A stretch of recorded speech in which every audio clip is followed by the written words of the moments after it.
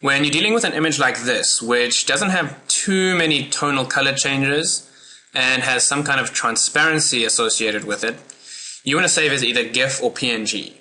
I'm just going to focus on GIF because the two are really just two versions of the same thing. And so to get there, you just simply go File, Save As, and you get the Save Image dialog box. You can change the name of the file if you want to. I'm going to leave it to the same thing. You can browse your folders to choose where you want to save it. Just know that if you click on any of these items, it's actually going to assign that name to the file that you're saving.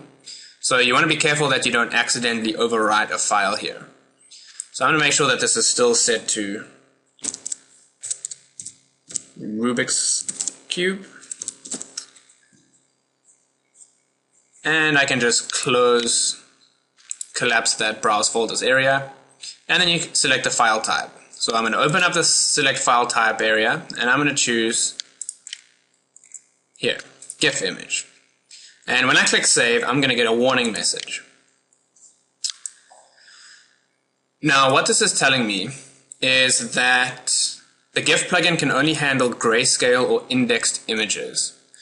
So if we go to the image menu and look at the mode, we see that an image in GIMP can have three modes. RGB is the full color mode, grayscale is black and white, and indexed is a special index color mode. Now the difference between index and RGB is that RGB supports over 16 million different colors. A GIF can't support even close to that.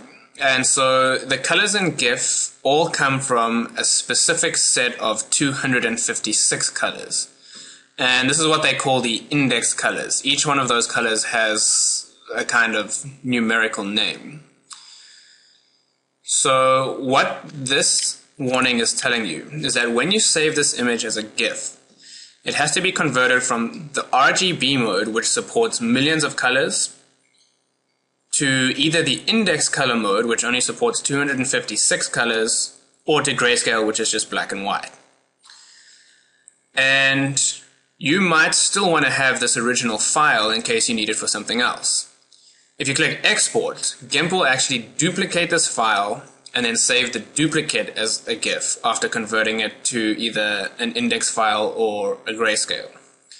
If you click Ignore, it will simply convert this one and you won't ever be able to go back. So for obvious reasons, I recommend always choosing Export, and if you want the image to appear in color, you need to choose Indexed. So you just click Export, and you get a few more GIF options. These are best to just leave exactly as they are, and then you can click Save. And I can now close this image, and if I open it up again in GIMP, we see here Rubik's Cube.gif.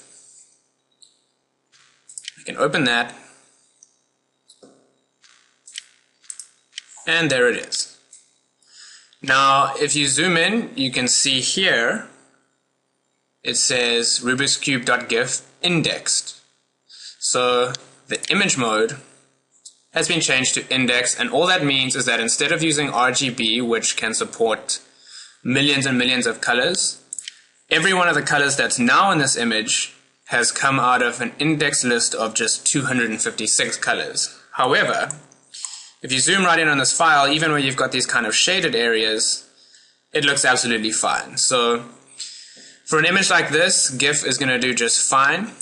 It's not going to fare quite so well with something like this. If you were to save this as a GIF and really zoom in on it, you would see that it doesn't handle some of these tonal changes so well. These would almost appear as kind of like separate stripes of color.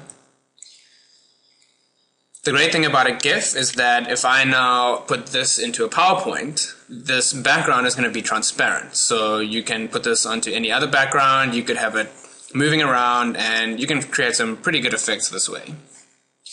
The one problem I have with this is that whereas when we saved a JPEG, we got a preview of what the file was going to look like, there's no preview with GIF, and you don't get any options as to how to make the file size any smaller.